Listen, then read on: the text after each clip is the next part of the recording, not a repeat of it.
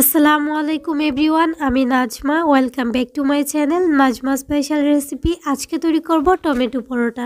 পরোটা তো জীবনে অনেক খেয়েছেন, তবে এরকম টমেটো পরোটা কোনো সময় খেয়েছেন? যদি না খেয়ে থাকেন ঝটপট বাসায় তৈরি করে নেন, একবার বানিয়ে দেখবেন, স্বাদ কিন্তু মুখে লেগে থাকবে। এতটাই মজাদার হয় আর দেখতে কিন্তু অনেক বেশি সুন্দর হয়। এই পরোটাটা কিন্তু ঠান্ডা হওয়ার পরও নরম থাকে। আজকের এই টমেটো পরোটাটা তৈরি করা কিন্তু একদম সহজ, যে কেউ ইজিলি বানিয়ে নিতে পারবেন। তাহলে চলুন আর কথা না বাড়িয়ে চলে যাই মূল রেসিপিতে। তার আগে ভিডিওতে একটা লাইক দিয়ে চ্যানেলটাকে সাবস্ক্রাইব করে দিবেন। যেহেতু আজকে টমেটো পরোটা বানাবো, আর টমেটো পরোটা বানানোর জন্য কিন্তু প্রথমে টমেটো লাগবে। আমি এখানে ছোটো বড় মিলিয়ে 4টা টমেটো নিয়েছি।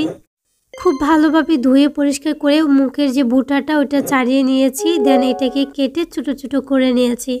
এখন একটা মিক্সার গ্রাইন্ডার নিয়েছি। সবগুলো টমেটো দিয়ে আমি এটাকে ব্লেন্ড করে নেব।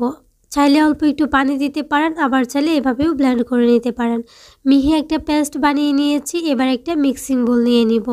মিক্সিং বলে আমি নিয়ে নিয়েছি আগে থেকে তৈরি করা টমেটো পেস্টটা। এখানে 1 কাপের থেকে একটু বেশি হবে। আমি কিন্তু এটা মেপে নিয়ে নাই। এখানে স্বাদ মতো লবণ, 1 চামচ চিনি দিয়ে দিচ্ছি। টমেটোটা কিন্তু টক হয়। আর সেই সাথে 1 টেবিল চামচ দিয়ে দিচ্ছি রেগুলার রান্না করা সয়াবিন তেল। এখন এই সমস্ত উপকরণ একটু 1 চামচ দিয়ে মাখিয়ে নিব। খুব ভালোভাবে মেশানো হয়ে গেলে আমি এখানে দিয়ে দিব ময়দা। এই পরোটাটা ময়দা দিয়ে করলে কিন্তু খুব ভালো হয়, চাইলে আটা দিয়েও করতে পারেন।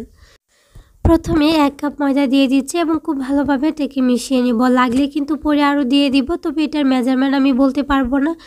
যতটুকু লাগে ঠিক ততটুকু দিতে হবে। ঠিক ডোটা কিন্তু এরকম হবে, একদম যে শক্ত টাইপের হবে তা না, একটু নরম টাইপের হবে।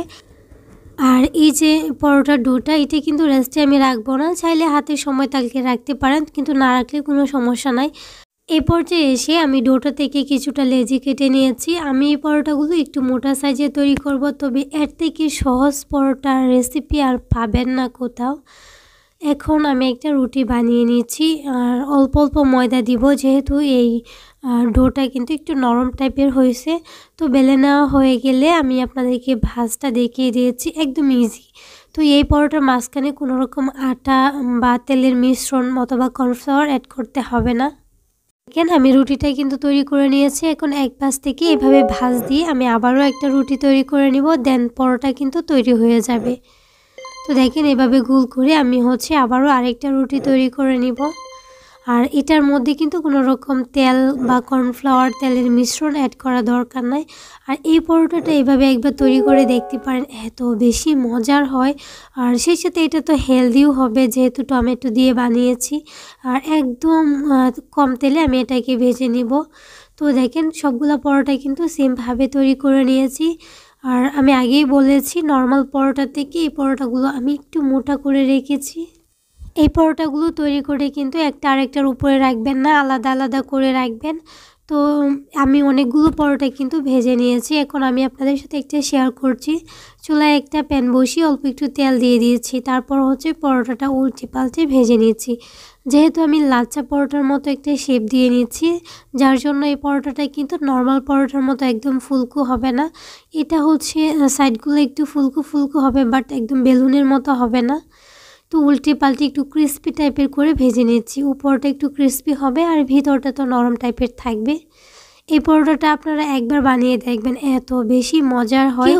এই প্যানের মধ্যে দিয়ে দিচ্ছি একটা ডিম। এই ডিমটাকে পোস্ট করে নিয়েছি। আমি পোস্ট ডিমের একটা মেয়োনিজ বানাবো এই পরোটার সাথে খাওয়ার জন্য। তো পরোটাগুলো দেখে নিশ্চয়ই বুঝতে পারছেন, বিশেষ করে এটার কালারটা এত বেশি সুন্দর হয়েছে, মাশাআল্লাহ। দেখেন পরোটাগুলো কিন্তু একদম নরম হয়েছে। আছে না যে পরোটা বানানোর পর ঠান্ডা হওয়ার পর শক্ত টাইপের হয়ে যায়, এটা কিন্তু ঠিক সেরকম না। আমি একটা আপনাদেরকে ছিঁড়ে দেখিয়ে দিচ্ছি। আর তাহলে আজকের রেসিপি এই পর্যন্তই। সবাই অনেক বেশি ভালো থাকবেন, সুস্থ থাকবেন। আল্লাহ হাফেজ, আসসালামু আলাইকুম।